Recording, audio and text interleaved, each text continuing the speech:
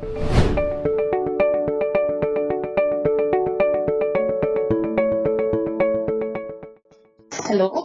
Hey Anushka, hi. Hi, sir. Good evening. Wow, what news? 780. I know, right? Just a week and a I felt half some before surprise. this, you were asking me, is math difficult and is this difficult?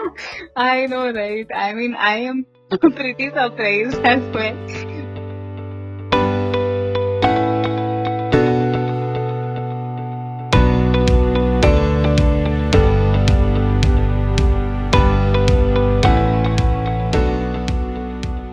Thank you for making time because this is really, really great. And Thanks, how does thanks. it My feel, first pleasure. of all? How does it feel to get a Still 780? surreal, to be frank. So yeah, I mean, it feels great from where I started to where I am now. Right? I mean, it's a long journey, and it feels amazing right now. So all Fabulous. thanks to you, right? Your constant support and guidance. I don't know how many conversations we've had, but yeah, now I feel everything was I know. worth it. You Right? were So saying, get me a 680 and just get me to IIM Ahmedabad, that should be good enough. She so wanted a 680 at some point in time. She was so frustrated and desperate to just like make it somehow to some school. And right. this. So take me through that time. Why did you feel that, and why did you not really believe in your potential, and what that conversation did to you eventually? So I think when I started, right, my aim was frankly that okay, I am not, fine with the current life. I really want to do an MBA, and it's high time that I do it. So I was struggling, and then I came across top 1%. I thought, okay, this seems amazing. Probably this might help, right? And then I took the self-paced course. Okay, so eventually things were not very smooth. I mean, obviously, from where I had started, I think in a very short time, I reached quite a level. But then I knew to push even further, that's going to take probably a few more months. And I was just wondering, do I really want to do that? Or should I be satisfied? Or will I be able to do that? And then I think, we had those conversations.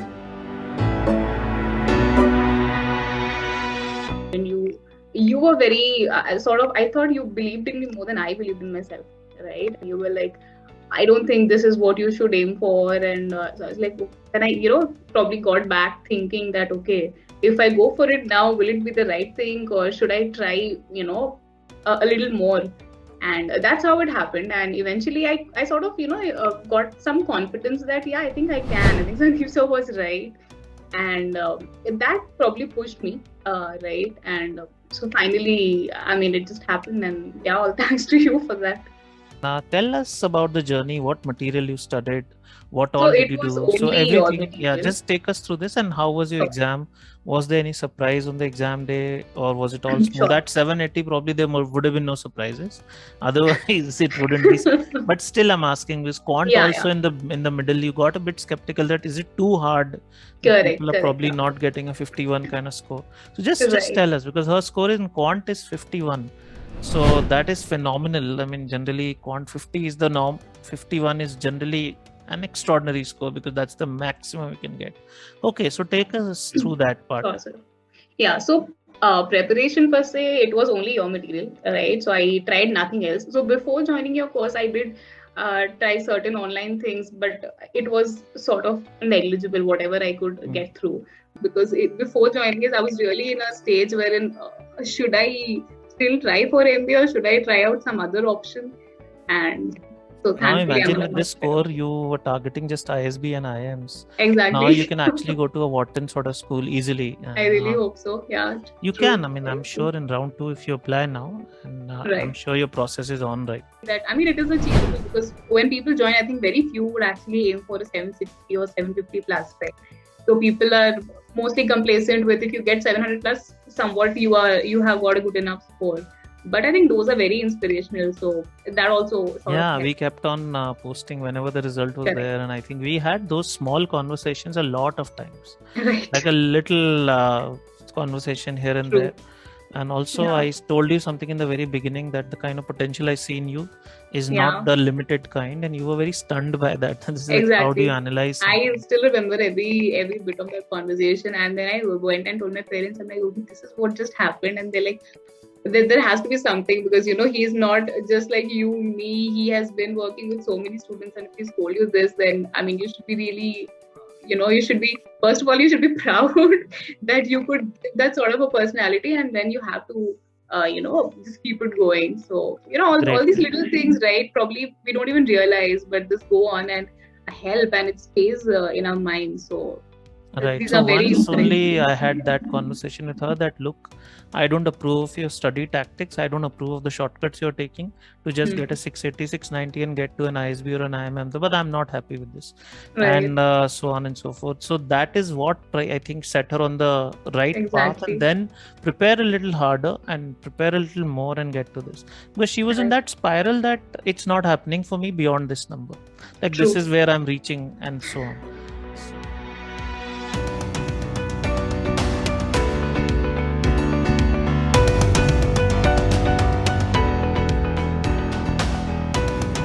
Just wanted to know if you were working at the time you took Yeah, the GMAT and exam. that is what is, was pretty disastrous at times, because I was working, I mean, in a very crucial project, right, which had a deadline this December. So all the last 3-4 months was really pathetic. I mean, I can't tell you how much I struggled. All the weekends for me were working as well.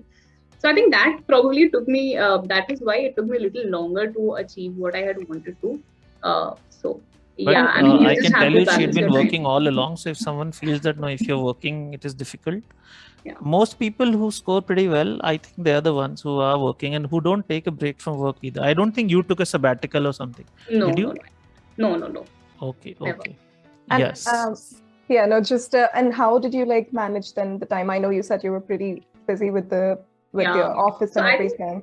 right, I think you have to be persistent. Okay, so I just ensured that every day, I mean, irrespective of what, be it work or be it any occasion or any festival or whatever, you have to be persistent. You cannot miss probably your 3-4 hours, whatever you want to dedicate to studies. You should not miss that.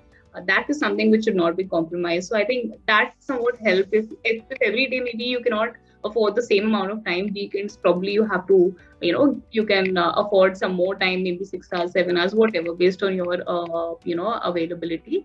But yes, you have to take out time. That if it's your goal, I think you have to invest time in that, and you have to manage it.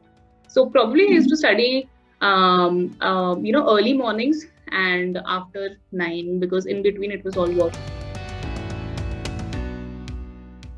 I want to know how much time did you devote in the preparation? How many months? Okay, so I joined the self-paced course somewhere in May. Okay, and June, I guess. End of May. June. Correct, yeah, June.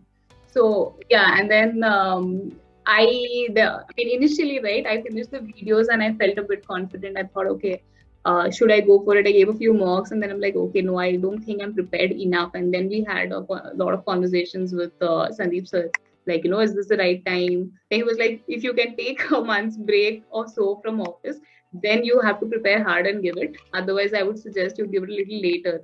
Right. So somewhere I thought, okay, I need to push a bit more because work was making it really tough. That's what I mentioned, right? I think if it was not this bad a situation at work, I would have probably finished it a bit early. Could you run us through how you went through the quant? Like you told us you only did it from the materials provided. But what kind of intensity did you do quant? Sure. So I think before I actually started with my quants preparation, I had given an official mock just to sort of identify where I stand right now. Right. And in the first test itself, I got somewhere around 49 or 50 in quant. Okay, so, and that was my first GMAT official mock. So I thought I was not really bad at it. Okay, but again, the few of the questions were familiar or whatever you can call. So I didn't really struggle a lot. It was mostly the course videos. I think all of it are quite detailed, and you have the basic videos as well now. So for few topics like probability and PNC, where I was struggling a bit, I took help of the basic course videos also. And other than that, I just focused on the 700 to 800 level questions. In fact, I didn't even complete all of them. But at least those topics, right, wherein I thought I need to push a bit more or need to solve a few more questions, I focused on that. And I just wanted to ask you, how did you time yourself? Like, how did you improve your timing for RC, SC questions? Okay. I think RC specifically, for me, practice helped a lot. Okay, I solved a lot of RC questions. I think, like Sir also suggests, right? Once you're done with the course, we start long with RC. sittings, long passages, Correct. tough questions. I think Right, that was my straightforward mandate. You do very long sittings, and I don't know how you found the time, maybe over the weekends. But did you do those long sittings finally? I did. Probably 4-5 of them. More towards the end, because I was like, okay, because I somewhat knew the others were, fine. I had sort of managed for the other topics, but RC I was still not confident, and hence I thought, okay, probably this weekend I should do only RC, and that's how it helped. So basically, you'll have to prepare a lot, probably a lot of RC passages and in one sitting. So finally, did you get your timing right? I think. Did you finally get your timing right? Yes, I did. Okay. I think RC was smooth. Even on the exam day, I was pretty confident with RC, and the passages also somewhat were not very complicated. So I think RC was good. Yeah. Right. Some passages are complicated in some attempts. People exactly. Say Yeah. All right. How did you improve your CR and SC accuracy? Like usually we get confused among the option, and on the exam day it may happen that you tend to go for the wrong answer. So how did you improve on that accuracy part? Sure. So for CR, again, I did the videos and the topic-wise tests, right? So because so when I gave, when I was solving a lot of questions, the class questions, right, I realized that topics like assumptions and boldface, I was really struggling with these two topics. I mean, while the accuracy for the others were more or less fine, but these two I think required a bit more preparation. So I took the topic-wise test. Initially, I was struggling before I practiced those many questions. I was struggling with these 2-3 topics. But after going through the topic-wise CR questions, it's too much. If you can really, complete it, I don't think you need anything other than that. You basically have to identify, within CR also, there are a lot of topics. It's not just one sort of questions. You'll have to identify which sort of questions you're going wrong, right? And I think you'll have to practice more. I'll tell you, just add to it. Yeah. Until you get to the depth of the matter as to this is how this thing works. Let's say assumption. You may struggle with the first 20, first 30, first 40, and so whosoever is struggling with assumption, this could be any other topic for someone else. Doing lots of questions before understanding is not really going to help, and you may solve probably 20 questions, but get to the absolute depth that this is how it works, this is the logic behind it, and now I'm so ready that I can explain it to somebody else. I'm really so confident. So that analysis some people don't do. They're in a hurry, they don't do that analysis well, and that's where they suffer. If you do it very thoroughly, I think in critical reasoning, one thing that you'll have to do is you have to be very thorough with your reasoning and not somehow get the answer. And once that happens, you start getting the answers very smoothly after that, because patterns start seeming so straightforward that, okay, this is all that the author is trying to trap me with. In fact, so I remember, in the previous sessions which I had attended, I remember this, you always suggest this, right? And that I could feel it, especially for CR, right? Because I was like, okay, a few days back, I was really struggling with this sort of question. And now I know I'm so confident that this has to be the right answer. So I think, what Sir said was absolutely right. Was the expectation when you wrote the test eventually that, okay, I should get this much and this much should be good enough for me? Like, did you have something in mind?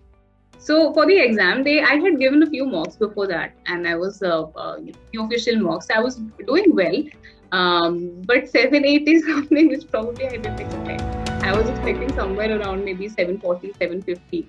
But okay, 750 was really, I was a bit stunned. I'm like, okay, is it true? Have I really done this? So, it all just happened because of you and your course. Thank God I came across it, right?